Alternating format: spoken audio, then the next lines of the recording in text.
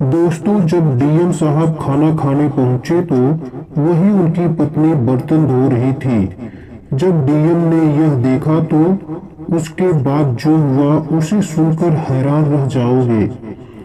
दोस्तों, वीडियो शुरू करने से पहले यदि आप हमारे चैनल पर नए हैं तो आपसे निवेदन है कि हमारे चैनल को लाइक सब्सक्राइब अवश्य करें। यदि कहानी पसंद आए तो अपने मित्रों को जरूर शेयर करें। दोस्तों, बारिश की हल्की बूंद गिर रही थी। शहर के सबसे बड़े मैरिज हॉल में जगमग रोशनी थी। अंदर हंसी ठिठोली, शहनाई की मधुर धुन और पकवान की मधुर सुगंध आ रही थी। डीएम साहब अपने सफेद कार से बाहर निकले। उनके शेरवानी पर सोने की कढ़ाई थी और चेहरे पर बड़ी रौब जो उनकी पहचान था। आज उन्हें शादी में खास मेहमान के रूप में बुलाया गया था। शहर का सबसे बड़ा व्यापारी था, दूल्हे का पिता। सबकी नजर उन पर टिकी थी।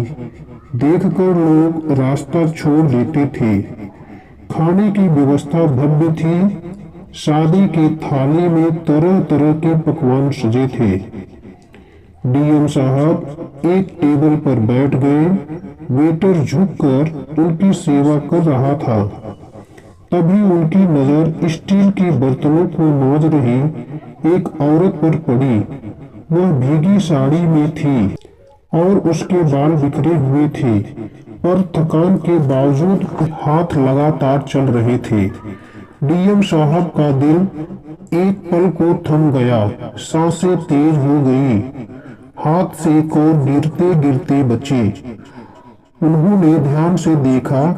वह औरत उनकी पत्नी थी। पल भर के लिए सब कुछ धुंधला हो गया। कानों में शहनाई की आवाज मंद पड़ गई। लोगों की हंसी बंद और चम्मच की खनक कहीं दूर जैसी हो गई। सिर्फ एक दृश्य साफ था, उनकी पत्नी की झुकी हुई कमर, साबुन से भरे हाथ और आंखों में झलकती बेबसी। वे कुर्सी पीछे खिसका कर उठने लगे, लेकिन तभी किसी ने कंधे पर हाथ रखा। वह व्यापारी था जिसने उन्हें बुलाया था। साहब, खाना ठंडा हो जाएगा, बैठिए ना। डीएम साहब मुस्कुराए, लेकिन उनके आंखों में एक तूफान उमड़ रहा था। सामने अभी उनकी पत्नी बर्तन मांज रही थी। पीछे सजी थालियों में खाना परोसा जा रहा था। डीएम साहब की उंगलियां कांप रही थी। हाथ में पकड़ी चम्मच उनके काबू में नहीं थी। उन्होंने फिर से नजरें उठा के देखा। वही झुकी हुई कमर, वही थके हुए हाथ और सूली आंखें। मन में हजारों सवाल दौड़ने लगे। यहाँ वह कैसे कर रही है? सामने की प्लेट में अब भी खाना रखा था, लेकिन उसका स्वाद कहीं जैसे खो गया था। कमरे की हलचल, लोगों की आवाजें, शहनाई की धुन सब धीमे पड़ गए थे। केवल झाग से सनी स्टील के बर्तन की आवाज सुनाई दे रही थी। उनका मन किया कि सीधे उठकर उसके पास जाए, लेकिन शरीर स्थिर जैसे हो गया था। चेहरे पर हंसी बनाए रखना उनकी मजबूरी थी। आखिर वह एक कलेक्टर थे। यह एक बड़े आदमी की शादी थी। साहब, कुछ और चाहिए? पास खड़े वेटर ने पूछा। कलेक्टर साहब, कुछ सुनाई नहीं दिया।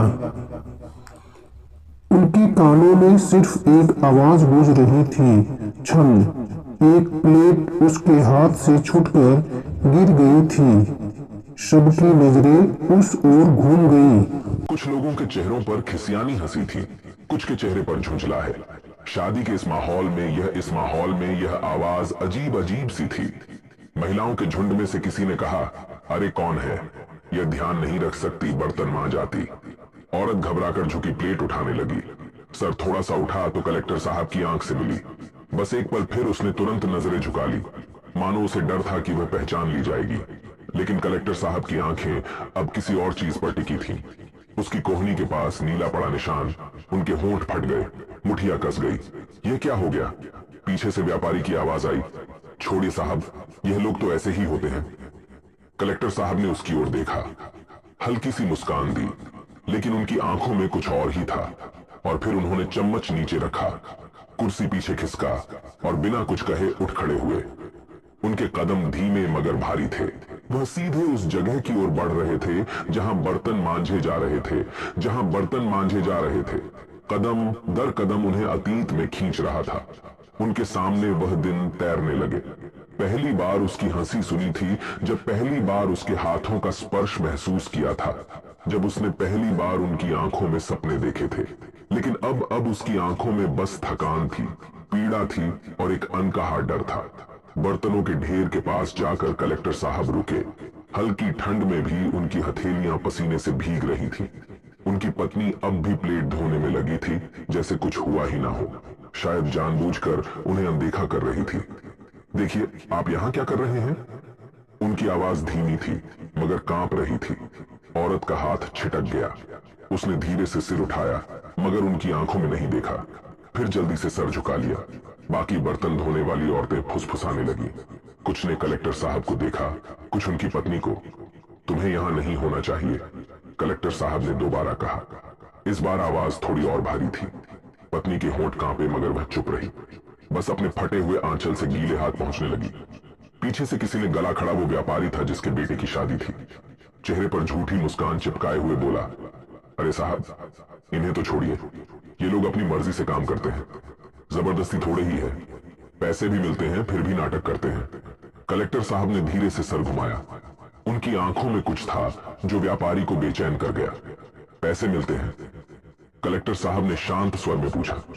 जी हां, मतलब जितना बनता है उतना देते हैं, पर इन लोगों की भूख कभी खत्म नहीं होती। व्यापारी ने हंसने की कोशिश की। कलेक्टर साहब ने फिर से अपनी पत्नी की तरफ देखा। उनके चेहरे पर जितनी थकान थी उससे कहीं ज्यादा छुपी थी। ऐसा लग रहा था जैसे वह कुछ कहना चाहती है पर कह नहीं सकती। उन्होंने देखा उसके गीले हाथ अब भी कांप रहे थे। उसकी कोहनी के पास का नीला निशान और गहरा लग रहा था। किसने मारा? कलेक्टर साहब की आवाज अचानक काली हो गई। पत्नी चौंक गई। बाकी औरतें सहम कर पीछे हट गई। व्यापारी की हंसी अचानक गायब हो गई। साहब, ये आप क्या पूछ रहे हैं? उसने जबरदस्ती मुस्कुराने की कोशिश की कि कलेक्टर साहब ने एक गहरी सांस ली। उनके हाथ की नसें उभर आई थीं। किसने मारा? उन्होंने एक एक शब्द को चबाते हुए दोहराया। इस बार उनकी पत्नी ने धीरे से सिर उठाया। उसकी आंखों में आंसू थे पर होंठ अब भी सिले हुए थे। सन्नाटा छा गया और फिर कुछ ऐसा हुआ जिसने पूरी शादी में हलचल मचा दी।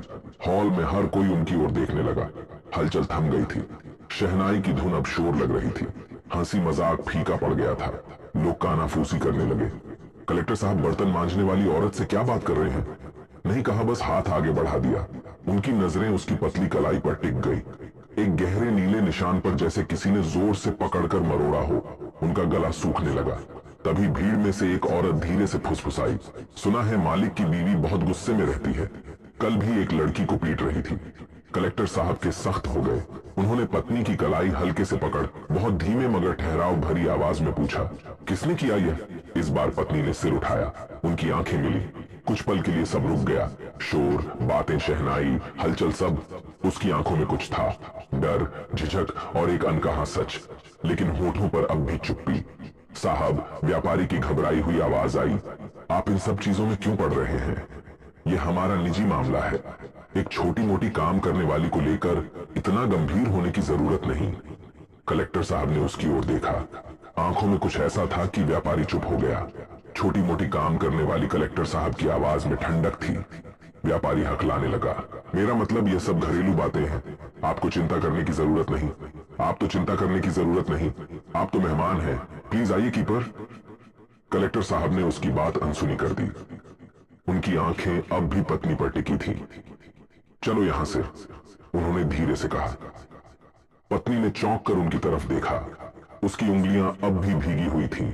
शरीर में एक हल्की झंझनाहट थी, लेकिन उसने पहली बार कुछ कहना चाहा। अब और नहीं। कलेक्टर साहब की आवाज धीमी मगर अटल थी। हॉल में सन्नाटा खींच गया। अरे साहब, आप कहां? लेकिन कलेक्टर साहब उसकी बात पूरी होने से पहले ही मर चुके थे।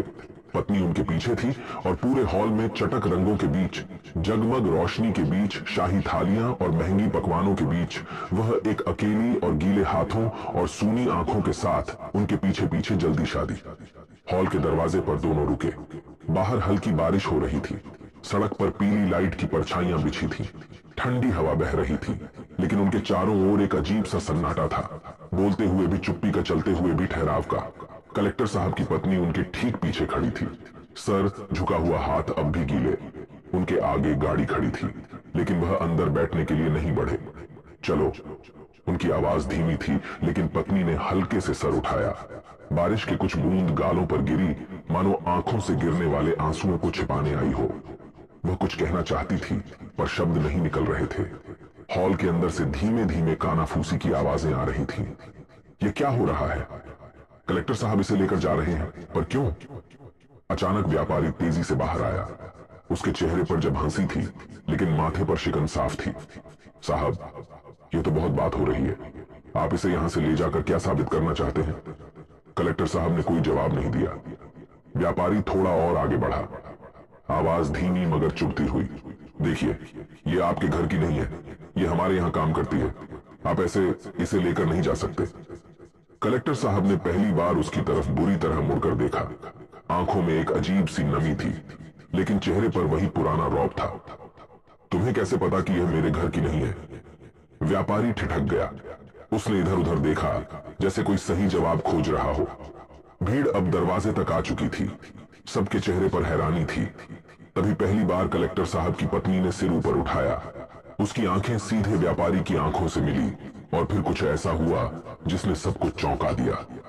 शादी हॉल के दरवाजे पर सन्नाटा छा गया। हल्की बारिश की बूंदें टिन की छत पर टकरा रही थी, लेकिन वहां खड़े लोगों के दिलों में जैसे कोई तूफान उमड़ रहा था। कलेक्टर साहब की पत्नी ने पहली बार सीधा व्यापारी की आंखों में देखा। उसकी भीगी पलकें कांपी, होंठ फड़फड़ाए, लेकिन वह कुछ कह नहीं सकी। सिर्फ उसकी सांसें तेज हो गई। व्यापारी ने अटकी बेचैनी को निगलते हुए हंसने की कि अरे भाभी जी, आपको कोई गलतफहमी हुई है। आपने तो हमें पहले कभी बताया नहीं कि आप कलेक्टर साहब ने एक कदम आगे बढ़ाया। नाम क्या है तुम्हारा? उनकी आवाज भारी थी, लेकिन सीधी। अपनी पत्नी से सवाल कर रही थी। पत्नी का गला सूख गया। उसकी उंगलियां आपस में उलझने लगी। आंखों में नमी थी, लेकिन वह खुद को समेटने की कोशिश कर रही थी। कुछ पल बाद बहुत धीमे से फुसफुसाया आई। कलेक्टर साहब ने उसके नाम को दोहराया। उनके चेहरे पर जाने कैसा भाव था, दर्द, पछतावा, गुस्सा, अफसोस या फिर कुछ और। तुम्हें किसने मारा? यह सवाल जैसे बिजली की तरह गिरा। भीड़ में खड़े लोगों की आंखें फैल गईं। शादी का माहौल अचानक अजनबी लगने लगा। गौरी चुप रही। उसके हाथ जो अब तक एक दूसरे को जकड़े हुए थे और कस गए। कलेक्टर साहब ने व्यापारी की तरफ देखा, जो अब हड़बड़ाया। इसे किसने मारा? व्यापारी के माथे पर पसीना आ गया। हालांकि मौसम ठंडा था। उसने इधर उधर देखा, फिर जबरदस्ती हंसते हुए कहा, साहब, ये तो काम वाली औरतें हैं। कभी कभी थोड़ा डांट डपट करनी पड़ती है, नहीं तो ये सर पर चढ़ जाती है। इस बार कलेक्टर साहब की आंखें जल उठी। तन डपट। उन्होंने व्यापारी की आंखों में घूरते हुए कहा। व्यापारी को जैसे पहली बार एहसास हुआ कि उसने क्या कह दिया। उसकी हंसी गायब हो गई। गौरी ने अचानक हल्के से सर झुका लिया। शायद उसे डर था कि अब जो होने वाला था वह उसे कहीं और मुश्किल में न डाल दे। लेकिन तब कुछ ऐसा हुआ जिसकी उम्मीद वहां खड़े किसी ने नहीं की थी। गौरी ने बहुत धीरे से अपना हाथ उठाया और उस आदमी की ओर इशारा कर दिया जिसने उसे मारा था, और तभी में एक हलचल मच गई। गौरी की कांपती उंगलियां जिस ओर उठी, वहां खड़ा आदमी सहम गया। शादी चकाचौंध के बीच हल्की बारिश में भीगते चेहरे के साथ उसने जल्दी से अपना हाथ पीछे कर लिया। वह कोई और नहीं, खुद व्यापारी था। हॉल में खड़े लोगों के चेहरे पर हैरानी थी। कई लोगों की फुसफुसाना तेज हो गई। यह क्या कह रही है? व्यापारी हड़बड़ा गया। उसकी आवाज में झूठी हैरानी थी। इसे क्यों मारा होगा? यह पागल हो गई है क्या? गौरी का हाथ अब भी उठा हुआ था, मगर उसकी आंखों अजीब सा खालीपन था, जैसे सच को कहने में उसे अब कोई डर नहीं था। कलेक्टर साहब के अंदर कुछ सुलग उठा। उनकी मुट्ठियां भीग गई, जबड़े कस गए। उन्होंने धीरे से गौरी का हाथ पकड़कर नीचे किया, फिर व्यापारी की ओर घूरते हुए आगे बढ़े। गौरी झूठ नहीं बोल रही। उनकी आवाज ठंडी लेकिन तीखी थी। व्यापारी अब पूरी तरह असहज हो गया था। उसकी हंसी गायब हो चुकी थी। उसने कुछ कहने के लिए मुंह खोला लेकिन फिर बंद कर लिया। कलेक्टर साहब ने उसकी आंखों में देखते हुए कहा, कैसे मारा? भीड़ अब पूरी तरह से सिमट आई थी। लोगों के कान अब सिर्फ इन दो आदमियों की बातचीत पर टिके थे। व्यापारी ने गला खड़ा, फिर खुद को संभालते हुए कहा, अरे साहब, आप तो जानते हैं ये लोग बहुत चालाक होते हैं। थोड़ा बहुत शक्ति निकले तो सर पर चढ़ जाते हैं। ने बस हल्का सा समझाया था। ये तो हाथ उठाया। कलेक्टर साहब की आवाज में एक ठंडी लहर दौड़ गई। व्यापारी अब बुरी तरह पसीने पसीने था। ना, नहीं, मेरा मतलब देखिए साहब, यह औरतें बात का बतंगड़ बना देती हैं। लेकिन कलेक्टर साहब अब उसकी सफाई सुनने के मूड में नहीं थे। उन्होंने एक गहरी सांस ली और अपने कोट की जेब में हाथ डालकर कुछ निकाला। व्यापारी की आंखें चौड़ी हो गईं। गौरी ने भी शक कर कलेक्टर साहब की ओर देखा। भीड़ में फुसफुसाना है। और फिर कलेक्टर साहब ने जो किया, उसने पूरी शादी को हिलाकर रख दिया। हवा में अजीब सा तनाव घुल गया था। शादी की जगमगाती रोशनी अब फीकी लगने लगी थी।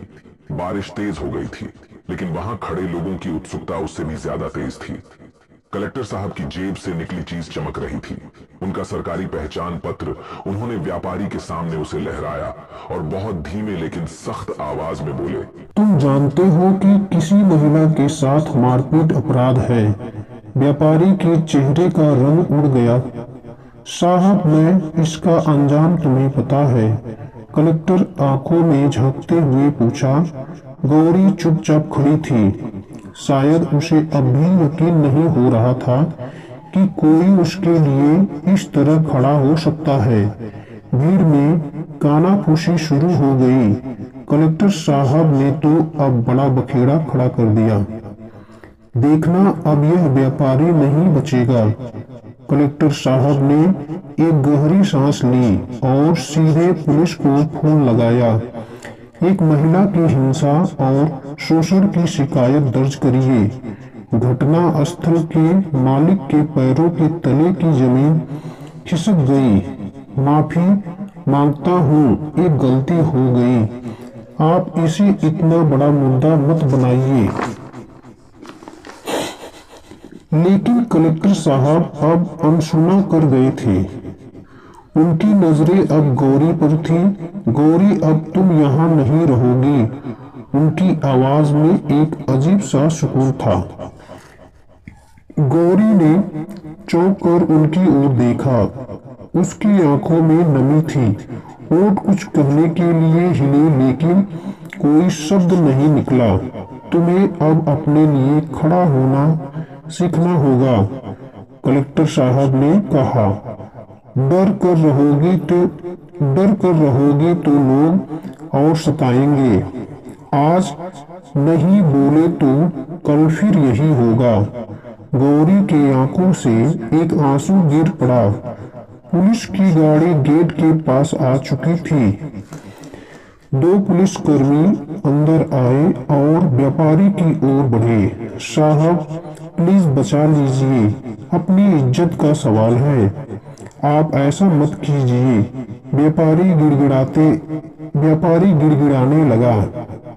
लेकिन कलेक्टर साहब ने कोई जवाब नहीं दिया।